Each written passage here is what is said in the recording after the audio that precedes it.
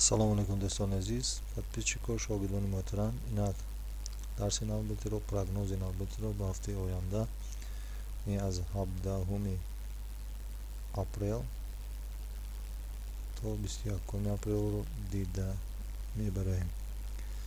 Инак аз ҳафтаи гузашта чӣ хулоса меёбем дар нисбати фунт стерлинг нисбати доллар. Нисбати доллар дар таймфрейми рӯзона 1-2-3 рӯз боло рафт ва як рӯз рӯзи ҷумъа чӣ поён рафт фунт стерлинг. Дар таймфрейми як соата низ то соати 7:14:04 болоравӣ буд. баъд соати 14:04 ба вақти Тоҷикистон мешавад, соати 4 чӣ поёнравиро сар кард. ин як ахбороте буд ки фундаменталӣ буд ки дар асоси он поён рафт, лекин ҳамаро ба ҳайрат овард, чунки ахборот нишондоди қурби доллар паст бояд рафт, бояд тилло баланд шудаш буд, лекин нишондод баръакс чӣ татбиқ шуд, ҳамаро ба ҳайрат овард. ин чиз мешавад бисёр вақт ба ин ягон хел ҳайрон шудан ба лозим нест. ринок ҳамин хел аст, бозор ҳамин хел аст. баъзе вақт аз ҳолати ғайриоддӣ курс ба таври назардашти мо хато рафтанаш мумкин аст.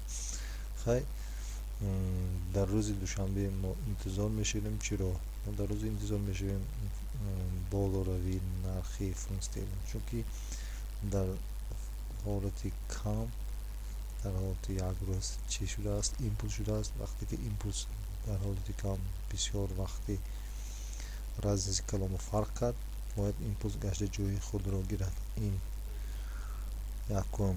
дуюмеш ин ки аз рӯи ахборотҳои хондаи мо рӯзи ҷумъа бегоҳӣ нишондоди аксияи компанияи Америка поён рафтааст. нишондоди Nasdaq, нишондоди S&P ва Нью-Йоркски биржа ҳамаи сиёрии аксиё нисбат там поён рафтаанд нархҳошон. мо мебинем аз рӯи нишондоди Нью-Йоркски биржа 1932 компания нишондодашон поён рафтанд ва 1019тошон боло рафтанд. яъне миқдори компанияи аксияи нархҳошон болорафтагӣ нисбати компания болорафтагӣ чӣ ҳастанд, зиёд ҳастанд.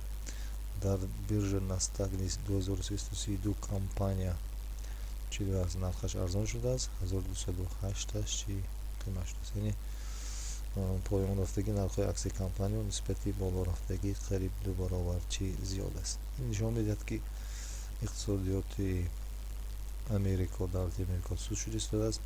бинобар ин рӯзи душанбе мо интизор мешавем ба болоравии нархҳои фунт стерлинг ва чӣ доллар, чунки инвесторҳо вақте ки дар аксияҳо фоидаро намебинанд, онҳо ҳаракат мекунанд дар валютаҳо, дар тилло, дар нуқда фоидаи худро ба даст оварда ба ин пул ваҷид мекунанд. барои ҳамин ман ба шогирдон тавсия медиҳам ки албатта сделкаҳоро дар тилло, дар нуқра сделкаро ба бай табдил диҳанд. ман низ сделкаро ба бай табдил дода стоп лосс ва тейк профитро мондаам. бинобар ин интизор мешавем ба болоравии нарх.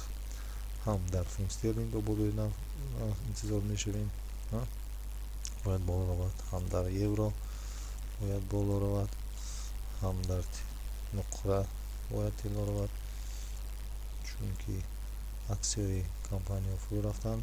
бояд ҳама инвесторҳо пулро ба тилло гузоранд. анакун баръакс USD японски йена бояд чӣ поён рафтанаш дар кор аз рӯи анализи мо USD японскиро ба сел табдил медиҳем. ба сел USD швейтсарски франкро низ ба сел табдил медиҳем. ҳаракат мекунем бо объёмҳои кам 0,1, 0,1, максимум 0,1 гирифтам объёмро. ва ба сел табдил диҳетон. биткоин чи биткоин дар ҳолати консолидатсия рафта истодааст. биткоин низ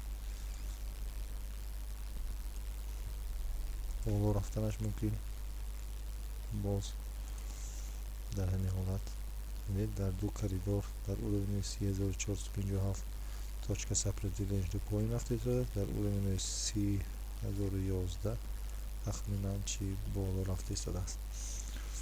акнун ба асоси риски доллар инам бояд бо ҳамроҳи тилло бояд боло равад. дар ин байро тартиб медиҳем. дар новозеландский доллар низ байро тартиб медиҳем. ин буд тавсияи ман ба шогирдон. рӯзи душанберо интизор шавед. ҳамаи сделкаҳои фунт стерлинг, евро, нуқора тилло, биткоин асоси риски доллар бай тартиб диҳед ва сделкаи USD японский йен ва USD швейтсарский франкро ба сил табдил диҳед. ин буд рекомендасияи ман. худоҳофиз.